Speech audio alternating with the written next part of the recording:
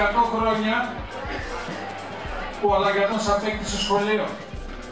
Είναι ένα πολύ μεγάλο σχολείο, πλησιάζει τους 500 μαθητές και έχουν αποφοιτήσει εκατοντάδες μαθητές που έχουν πάρει πρωτιές σε όλες τις σχολές και τις καλύτερες που υπάρχουν στα μηχανογραφικά των υποψηφίων. Θέλω να πιστέψετε, θα τα καταφέρετε. Γεια σας.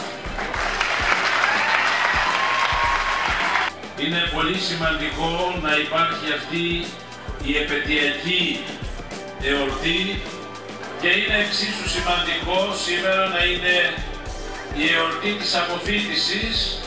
Σας συγχαίρω και εύχομαι πάντοτε επιτυχίες. Να ζήσετε και ο Θεός να είναι πάντα μαζί σας.